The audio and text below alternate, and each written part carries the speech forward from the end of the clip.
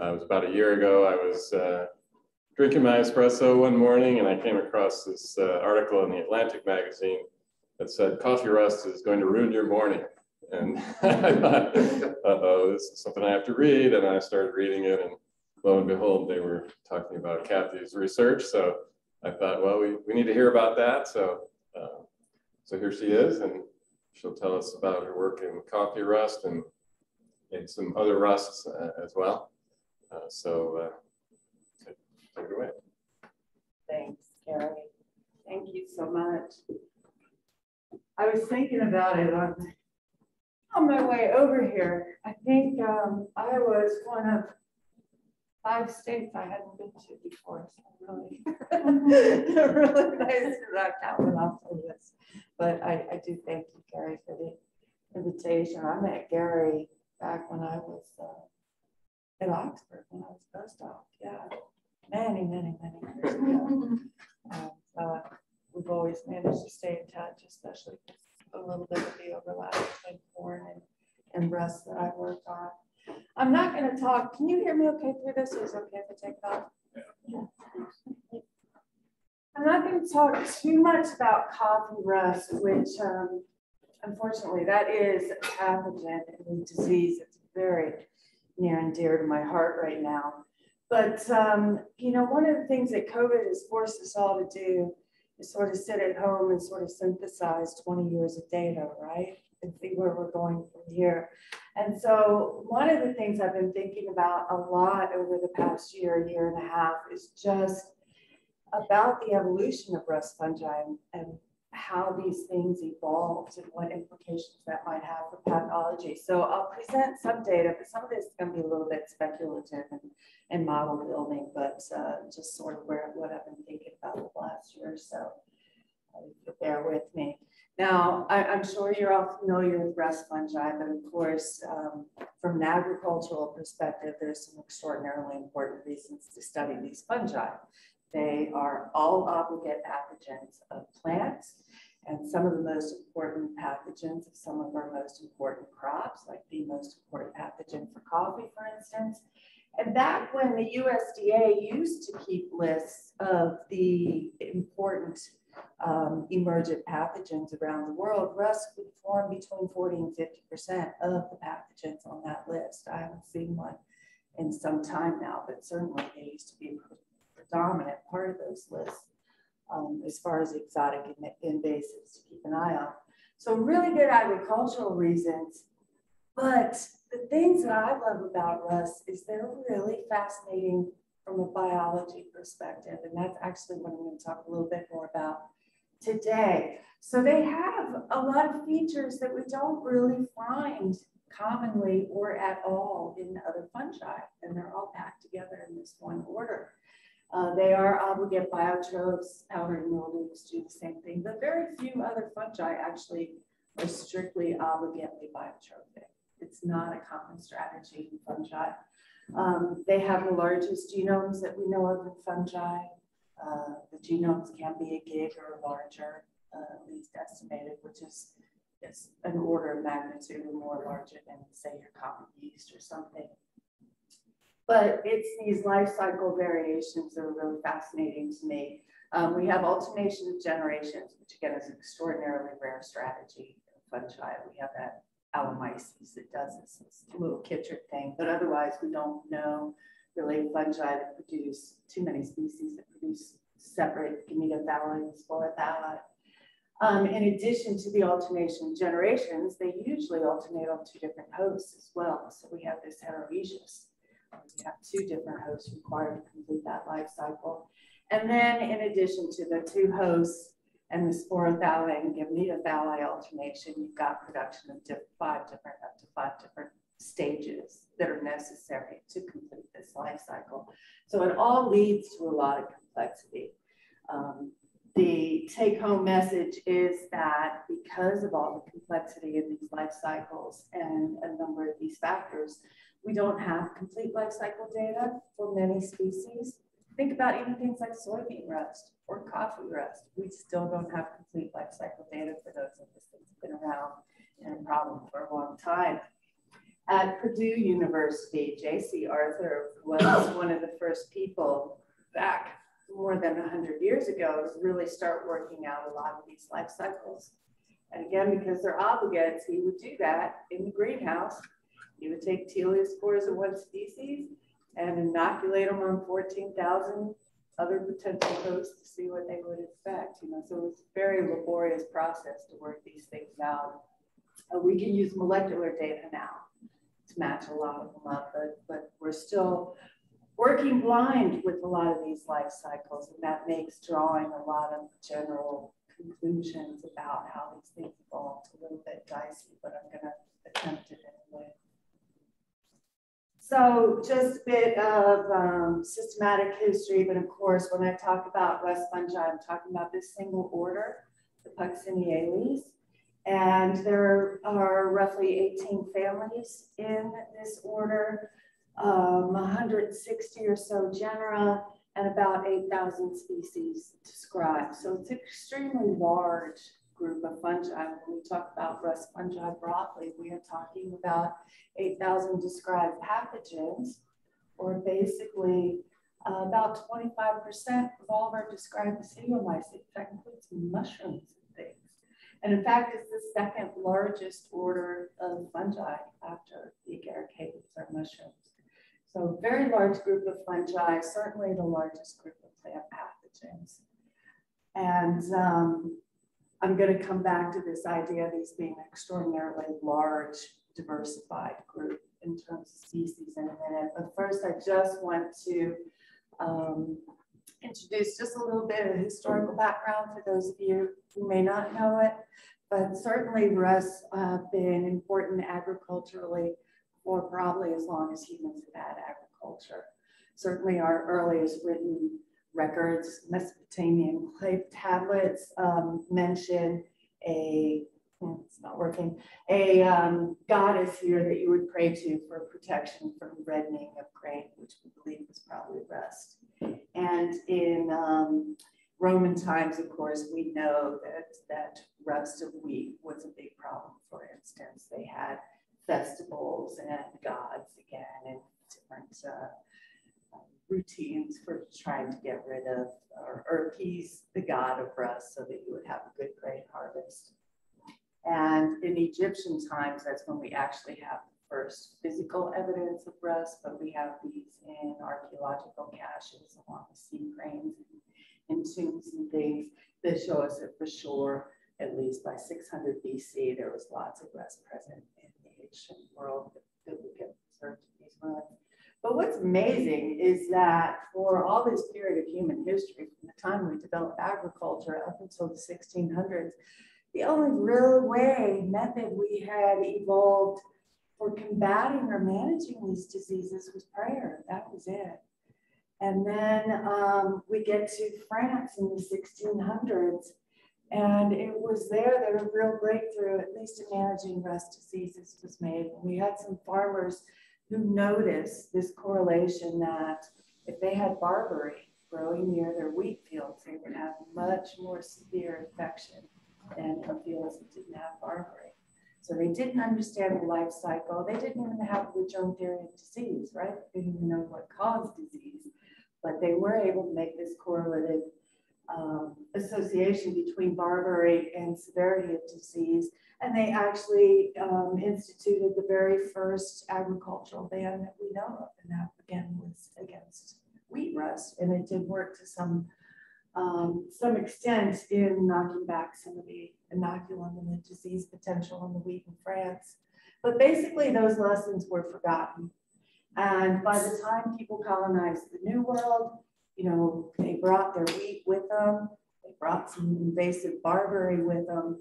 And in the Americas, we had periodic wheat rust epidemics all throughout the South during the development of this country, to the point where, we had to turn, people from the South would turn to alternate grains to make cornbread or grits or even bourbon, which is, of course, a corn-based liquor, right? Because of these wheat shortages in the South. So a lot of what we think of in America as our Southern cuisine is just in some part due to these wheat shortages. But during the First World War, you have the stress, the economic stress of a world war, and the stress of these constant wheat shortages. And people turned back to France in that Barbary program. Of course, by this time, we actually knew the life cycle of the rust, but we instigated another Barbary eradication program in the US that went until around the 70s, I believe. It got a lot of prominence during the Depression. It was a great source of income from people then, but it really helped to reduce the severity of wheat epidemics in the United States. And again, these types of agricultural programs were really the best way to combat rust at this time, until, of course, we have Norman Borlaug, and everybody knows about Borlaug. We have some of his specimens at the Purdue Herbarium as well, but Borlaug, of course, looked into breeding as a means of really controlling, another means of controlling these epidemics. So he was able to breed resistance in wheat to these rusts that have been infecting wheat since 1500 BC, right? So it's finally able to create this durable resistance in wheat. The Green Revolution is sparked, and we turn to plant breeding to solve all of our problems, right? So how long did this last? About 50 years. You guys heard of UG99? So Uganda, 1999, a race of wheat rust is discovered that overcomes all the resistance that has been bred into wheat, and it's no longer completely resistant anymore. And of course, there's still a lot of fear of what's going to happen, because in this past 50 years, wheat has become a really major staple around the world.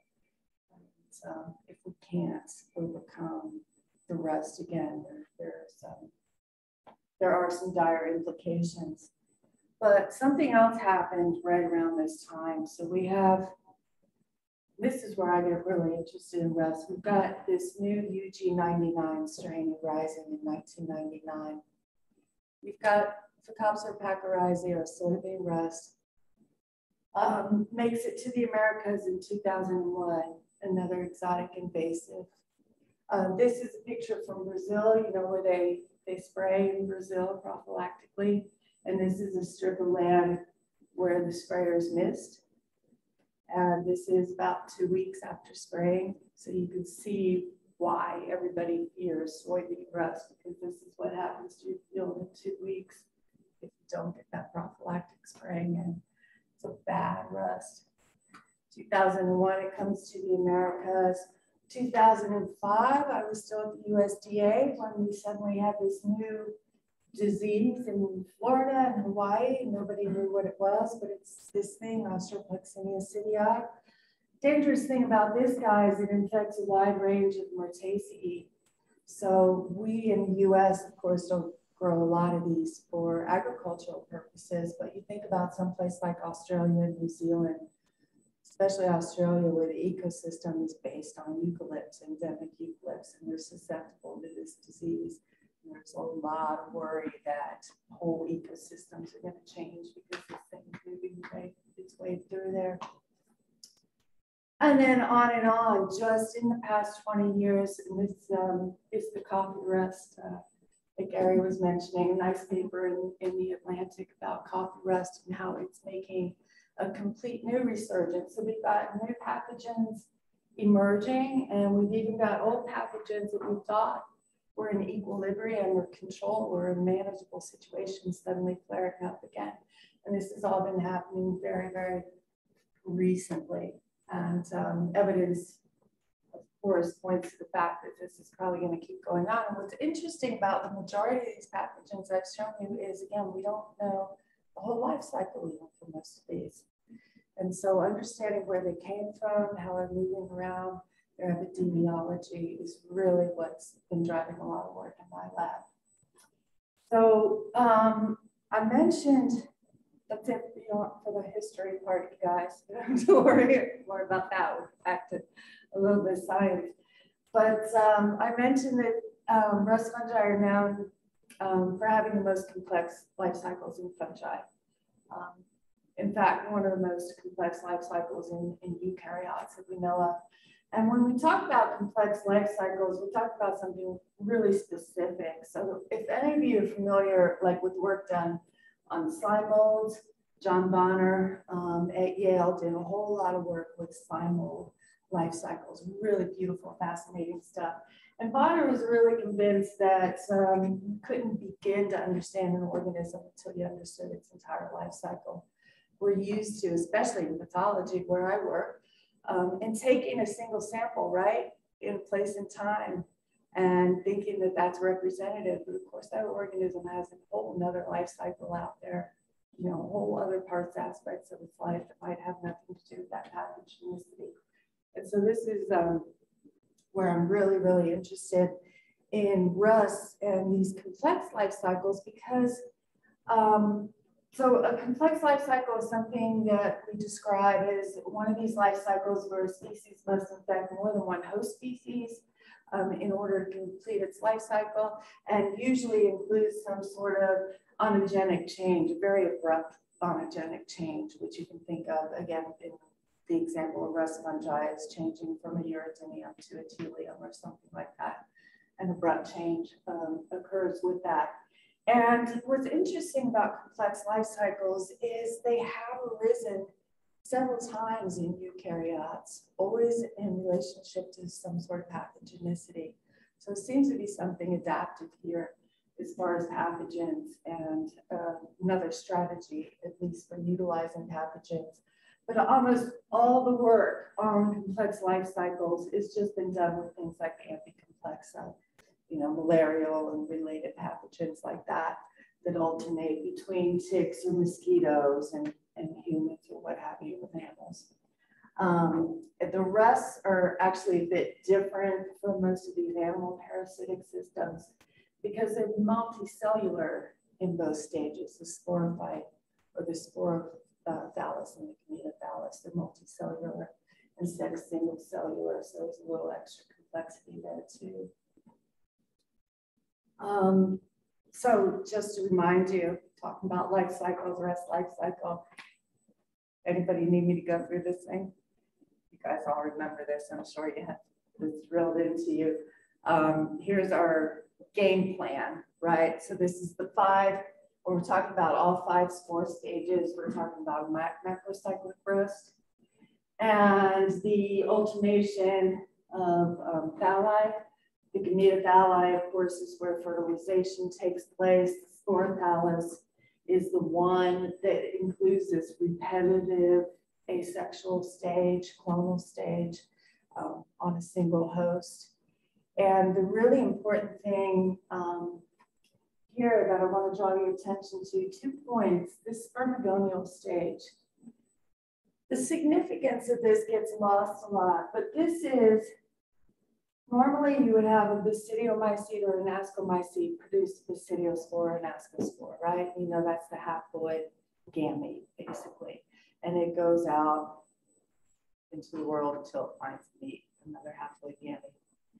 The rust, that haploid gamete creates a whole lot of other haploid gametes, right? So there's an amplification of those gametes here. And this allows for one particular product of meiosis to mate with whole bunches of other compatible mates. So if you have one single mutation that's successful, it might normally get lost out under a normal mating system, but if you can amplify that to 1,000 gametes, and they can make 1,000 different crosses, then it really doesn't take much time for a new stacking of different genes or recombination to come together here. And then the other really important thing is, of course, this uridinospore stage. And this is the only stage in a heteroecious rust where the spores produced on a host plant can reinfect that same host plant they were produced on. And so this is the one that becomes key for infectious diseases of crops. So soybean rust, it's moving around the world just as uridinospores. Coffee rust, just as uridinospores. We don't even know as part of the life cycle for those guys. And they can do this because remember the disease triangle, as long as the environment's conducive and there's host around, they can stay in this cyclical spore stage here forever and ever. It's not until the environment changes that gives them the cue to kick into the teliospore and overwintering stage. So things, again, like soybean rust is sort of confined to certain latitudes, you know, where the temperature is right, that it can just keep cycling like this. So those are really the most important features, I think, of this life cycle. And then very quickly, in addition to that classic life cycle, you guys know that there's lots of derivative life cycles, right? And so we have things called, that's the macrocyclic rust that I just showed you, which can be heteroecious or audacious, but it's always going to be five spore stages. But we also have rust, for instance, that we call demicyclic, and those lack the uridinous spore stage. Rust that we call microcyclic, which actually lack both of these stages that are normally formed on a spore thallus. So you can think of those almost as just being on the metathallus, just being sporothallus. And then we have something called an endocyclic stage, which is really just basically a metathallus seems to have lost its sporothallus. So lots of variations of these things. And so now we get into actually some of the how did this arise? Where did these things come from part? Because one of the first questions we asked in my lab many, many years ago was, what's the ancestor to the rust? Because if you look through the literature, everybody's got a different idea about where these guys evolved, what the closest relatives are. But if you really want to understand how these complex life cycles evolved, you really want to know where they came from, right? Do the ancestors have similar life cycles or not? And so we did this massive reconstruction of the Puccinio-mycotina, and believe it or not,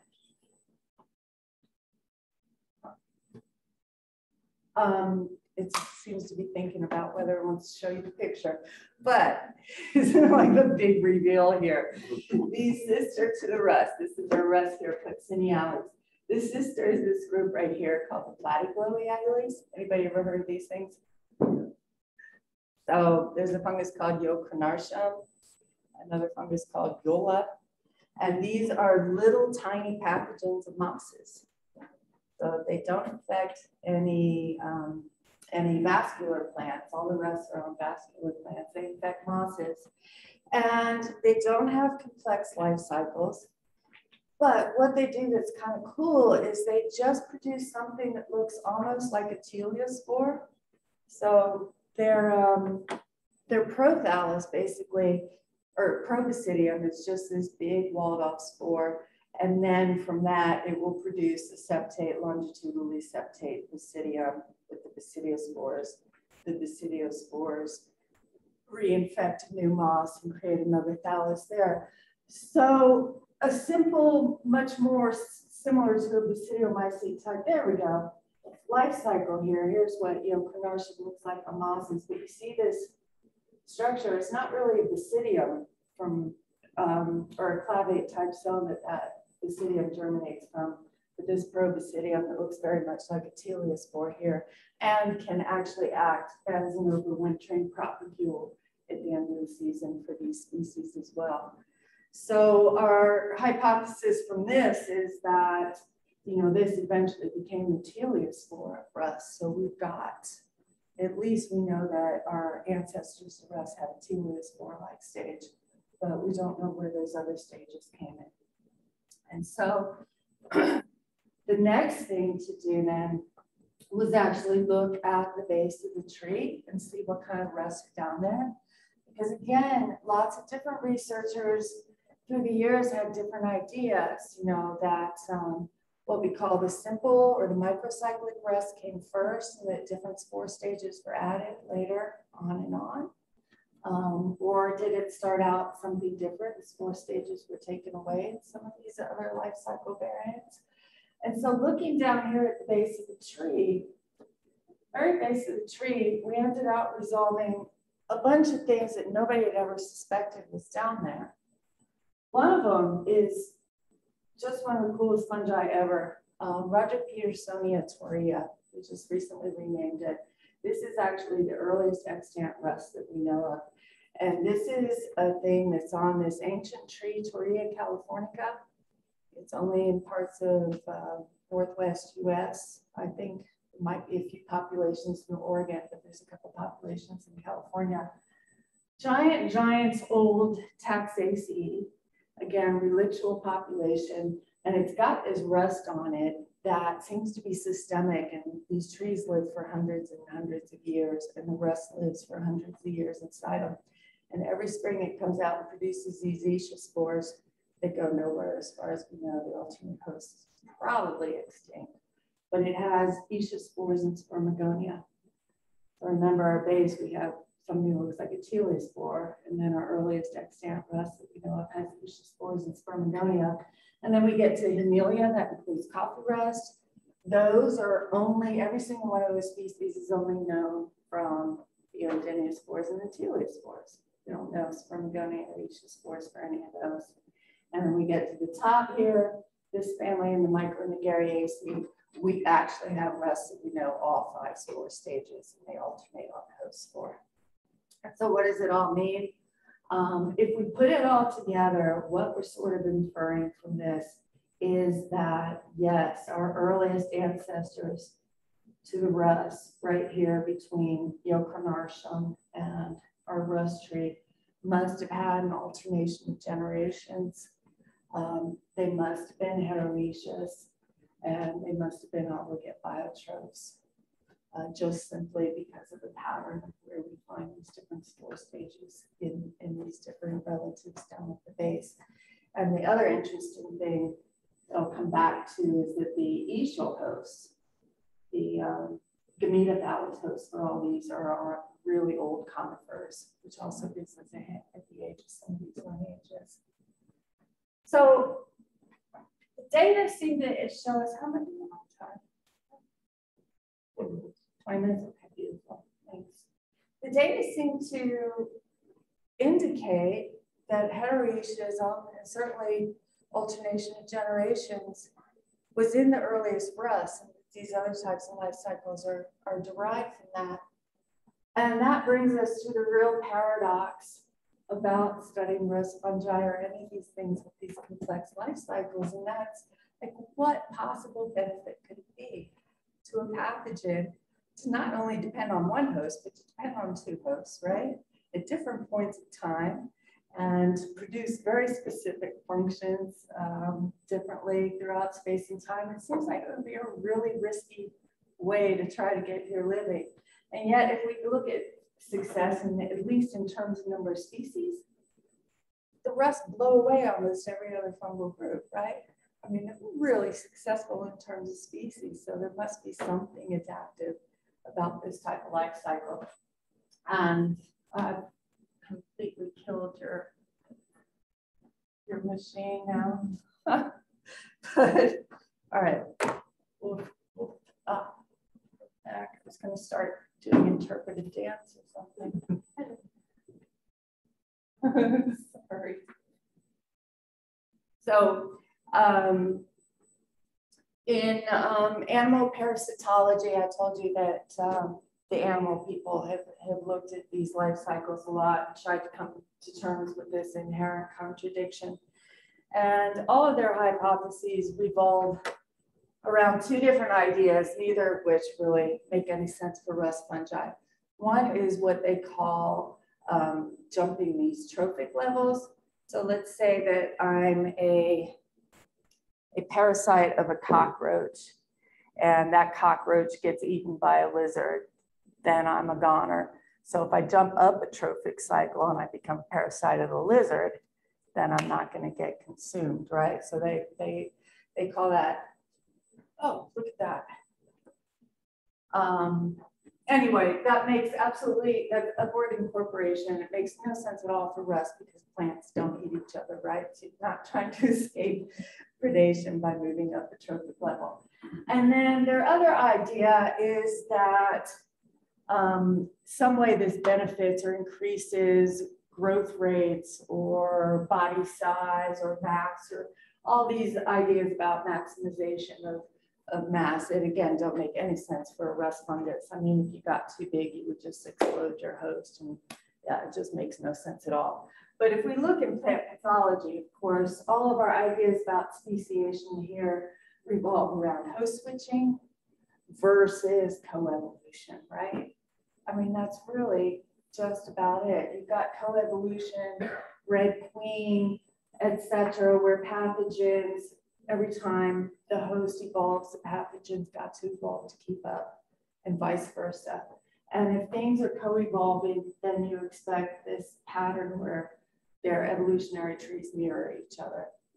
And then host switching or host jumping is where a pathogen, you know, instead of investing a lot of energy into keeping up with one host, it just sort of allows itself to infect a lot of other different hosts. So it never becomes closely associated with one.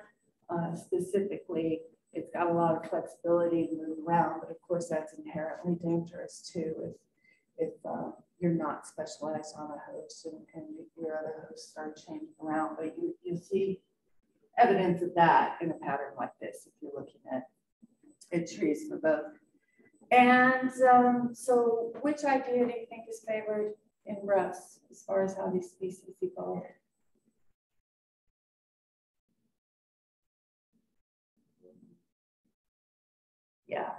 Yeah, we haven't decided. So it depends on who you read. But there are those proponents that say that yes, rust must co-evolve with their hosts. And then those who say no, host speciation can be explained purely by host jumps. And this is where I actually got a postdoc named Andy Wilson over there to do some really clever analyses to see if we couldn't resolve this question. And I realized there's a whole lot of stuff on this slide. Don't worry about it. The really important take-home message is what we did is take a rust tree of all the known lineages that we knew of for rust fungi to make sure we had good sampling completely across the order.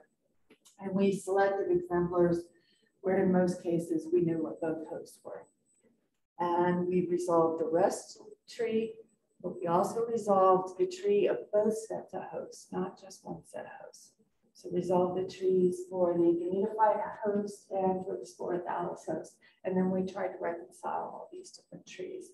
And basically the take-home message is this, that the pathogen evolution, the host evolution, really tightly mirrors the gametophyllous host, but absolutely does not mirror the sporothallus host at all. So what does that mean? We have this really tight association between pathogen and gametophyllous, but not between pathogen and sporothallus. And so the model we built now for the rust is that both processes are important. They're just acting on different parts of the life cycle.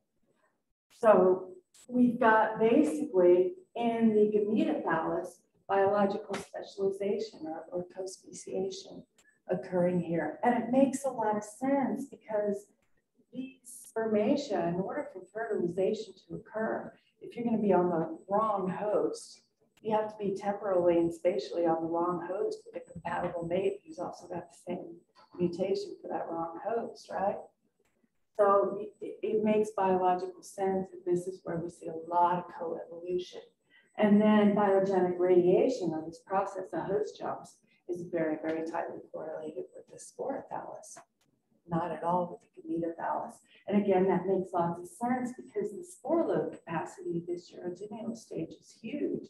So this is a stage that allows itself less DNA checking, you know, or repair maybe. We don't know how the mechanisms work, but it allows the accumulation and mutation to allow this inocular mass to infect other hosts or even overcome resistance can be thought of as a host jump as well. And then that gets reinforced just in the next cycle and on through this formational cycle. So we think both processes are acting on different parts of the life cycle, and that might be one of the reasons why these things are successful pathogens and why there's so many species. But that doesn't answer the question of where these other life cycle derivatives come from. Remember, we've got the microcyclic types and the demicyclic and all those things. And for that hypothesis, certainly not our work. We have to go back to Tranchel, who was a German botanist in 1904. He developed this idea in rust that these microcyclic forms were actually derived from the heteroecious macrocyclic forms. And he noticed this because microcyclic forms on, say, host A often looked like the sporothallus of macrocyclic hosts that had a gametothallus on species A. I know it's a little bit complicated, but basically he saw this as evidence of what he called correlated species and thought that that form was derived from this form. And so we were able to test that now, of course. We've got systematics, we can test that idea. And anyway, we actually tested it in the genus Trangelia, fittingly, since it was named for Tranchel. And we did a lot of sequencing there of macrocyclic and microcyclic forms from different hosts. And we're able to, yes, find several instances of correlated species where indeed the microcyclic host looked like it was derived from the macro. And so, shoot, I really need to show the model now. But what we think all this means, so this is a different mode of speciation than we normally see. So we see this coevolutionary relationship, right? At least with the gametothallus on certain hosts. Like for sure, we can see this moving through gymnosperms, and they slowly, through eons of time, evolve with these hosts. And then as they're moving through time, on the sporothallus, you have all these host jumps going on, right? But also, these macrocyclic forms, if they lose one of the hosts in that process through any kind of, thank you, perturbation. So here's our correlated species in Trangelia of macrocyclic and microcyclic pairs. And here's what I'm talking about, the model Marcus and I put together. So through time, you've got coevolution with the gametothallus, and you've got the sporothallus doing host jumps. And then we've shown with Trangelia that if there's a rupture, some separation of sporothallus and the gametothallus hosts with each other, that those that were originally adapted for the gametothallus can go ahead and they become microcyclic and they stay on that host. So if they lose their other host, they can stay on that gametothallus host. What we postulated in this paper was that the opposite was also true, but we didn't have evidence for that. But then say if this was the Trangelia that was alternating between prunus and anemone, we've shown this end where if it loses the prunus, it can speciate into a new species on anemone. Would we see the same on the other side, that something could also evolve into a new species on the prunus? And of course, again, we postulated that, but in order to show that, we needed a much better resolved tree. So this is another postdoc of mine, Alex will kill me. Alistair McTaggart, and we got a much better resolved tree in order to test this idea. Not going to take too much longer, but I want to zoom in right here on this one clade.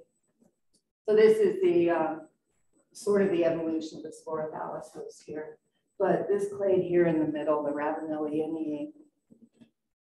If we look at this, there are 4 families here: Opropseraceae and Trangeliaceae. These species all alternate. They're full cycle, 5 cycle, host alternating, but Trangelia we've already looked at. I mean, there's microcyclic derivatives, but they're full blown. heteromacro species in there. In this family here, Phacops Phacops, we don't know the alternate host for a single one of these species.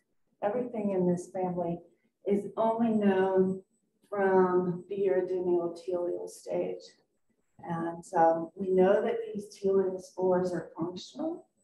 They do produce basidiospores. We've just not seen what those basidiospores go to. They don't reinfect the same host they came from. So they're not audacious, but we don't know where they go. That's for all these guys. For all these guys in the Ravenelliaceae, the ones that we know the full life cycle for, they're actually macrocyclic, but they're all audacious. So those basidiospores reinfect the same host they came from. Produce all 5 spore stages on the same host. What does all that mean? Here's our model. Let's take your heteromacro rust, and it's got the gametophyte host and a sporophyte host. And something happens to sever those hosts, whether it's a local migration, extinction, whatever it is, it severs these hosts. This sporothallus, or gametothallus, we've already seen in Transgenia can evolve to become a microcyclic species and just complete its life cycle on that host. So the question was, what's going over here with the sporothallus? And what we think is happening, at least as we see evidence in the Ravenelliaceae, is that these two are capable of evolving. It just takes a little bit longer time. And in fact, we would hypothesize that the Phacops is a lineage that has, for the most part, been severed from at some point back in time from its gametothallus host. And these species are just carrying on mostly in this 2-3 stage. But every once in a while, in evolutionary terms, one of these basidiospores that are produced will occasionally manage to overcome those barriers to jump to a new host. In this case, what we think is happening, such as in Phacops to Ravenelliaceae, those basidiospores become capable of infecting the host that they were produced on, and that gives us an audacious species. As soon as that happens, we have this recapitulation of the 5 spore stages instantly. And there is some molecular evidence if we look at lineage age and radiation. So this is obviously an unrooted, this is a nested type of analysis of the Ravenelliaceae.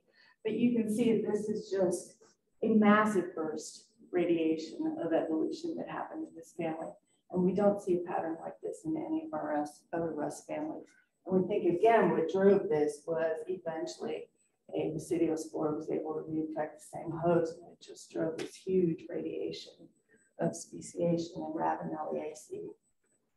Phacops in comparison is very small, and you can see that they're always just sort of tracking along with their hosts. You know, the beam lines all stick together, and there's very slow coevolution, but nothing like this burst of radiation going on there. As far as this stage being able to radiate massively, we don't see any evidence, any deep evidence for that. So there's no evidence here for any lineages that are just endocyclic or microcyclic. There are endpoints, terminal points on this tree, but they don't seem capable of radiating like these audacious forms do. And again, I would posit that that's due to the importance of this uridinospore stage for actually driving a lot of that host jumping and speciation that occurs there. And so our model now, yes, Transgenia has shown that. We think we've got deep evidence for this and evolution on down to an audacious macrocyclic form there. And of course, lots of radiation then as well from these uridinospores and from the sporothallus host. And so where are we taking this work now? Obviously genomes, we're starting to look at genomes. I've given another seminar about you know, how impossible rest genomes are to work with. But we are right now finding evidence, for instance, in the effectors that support this model, because we found that there are different families of effectors associated with the Gametothallus as opposed to the Sporothallus, no matter what species we're looking at. So they do seem to have different evolutionary histories, at least in that respect, down at the molecular level.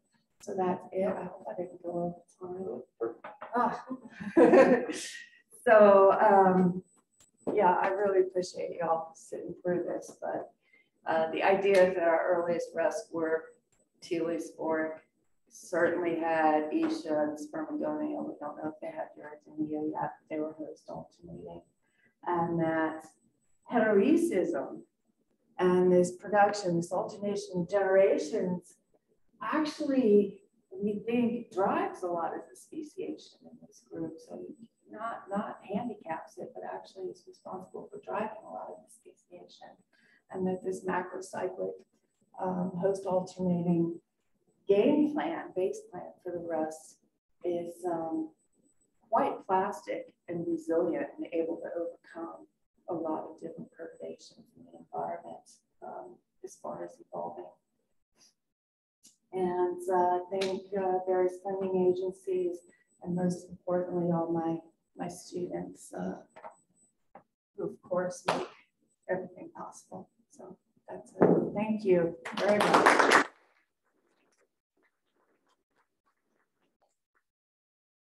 Do you have questions for Kathy? I have one. Yeah.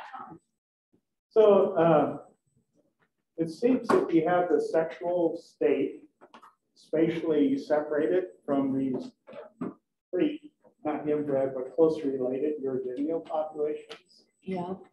That it would really encourage a lot of diversity, because that sexual host would get basidiospores from all directions, from different fields and stuff.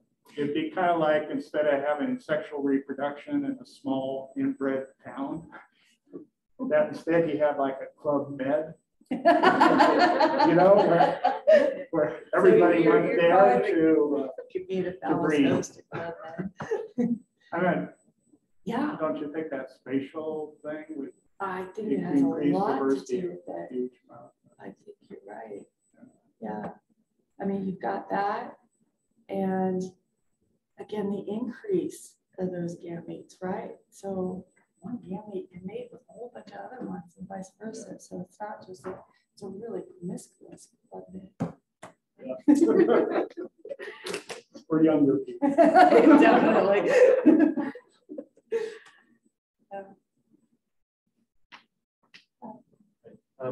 Do any of the genome sequences for the rust fungi provide any clues as to why they're common? No, Steve, they don't. And I will qualify that with the fact that we only have, and we as a community, not we as my lab, 2 rust genomes sequenced to completion. Only one of those is published. Yeah, my lab has lots of draft crap genomes because you can't do this stuff with Illumina. Of course, that was the only tool we had for a long time. That's why it took Fort Dietrich, 10 years to do Pachyrizing. But now we've got PacBio to fill these out and then start asking those sorts of questions once we get the genome sorted. The size of the genome, is that reflective of just competitive DNA, or is that also showing? Most of it is not gene space. Most of it is repetitive. There's a little bit of amplification of the gene space. But this is another thing that really intrigues me, because they're not following genome streamlining, right?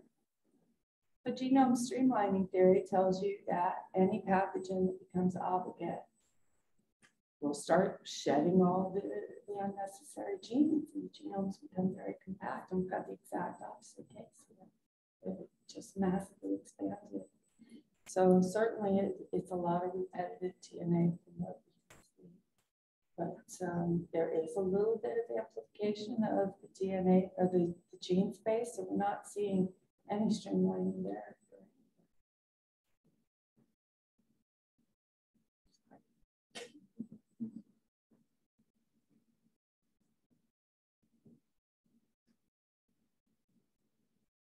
No? Well, Yeah. I have another question.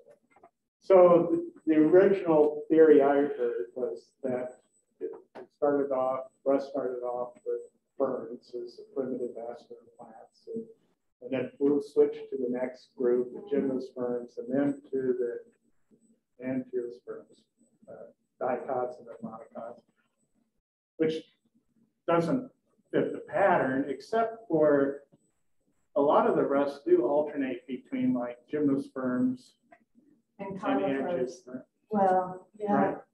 Right. And a lot go between monocots and dicots. I think what happened there, oh my gosh. So our fern Russ, most of them are in Millicinaceae, Pucciniaceae, they're all in this pine group here. So they're not the early diverging group. No, yeah. But yeah, so But that the was fern Russ, if they have an alternate host, they used to go to pine. pines. Yeah. They go to pines. And the other pine Russ go to. Yeah, they go to other sorts of angiosperms. The key here is that ferns are always hosts for the sporothallus. Right? The gametothallus is on pines, and that's the stage that is really, really heavily conserved and shows the single coevolution. But those pine Russ don't alternate with monocots, do they? Only with dicots. No. I think you're right. I can't think of anything that alternates with monocots from the pine. No. No, I'm trying to think of, there's some weird bamboo things, but yeah, they're obviously not on conifers either. Yeah, no, you're right. All of them, the conifer ones are just, but they're using that conifer is typically as the anchor, and then they're jumping hosts in that sporothallus. So it's ribes, it's fern, it's anything that's growing in that same ecological habitat, that same ecospace. They're doing the jumping in that sporothallus. Yeah, not from the gametothallus. So that's what threw people a lot early on, because the pines are one stage of life cycle, the ferns are hosting a different stage. And so they thought, I mean, it made sense that ferns would have been the early host, but it's a long stage. I don't know of any ferns that host the gametothallus, but if there were, I would expect them to be actually really early lineages. That makes sense. Yep. Just a comment from the audience here. Roger Rice mentioned that probably genomes are 80% repetitive as well. Yeah. So there's something going on there with that the fungal obligates that are not behaving right. Or that we shouldn't look to animal systems to make all of our models for how genomes and biology work. Well, thanks everybody for coming. Thanks, Kathy, for the Thank seminar. you very much. Thanks everybody on Zoom.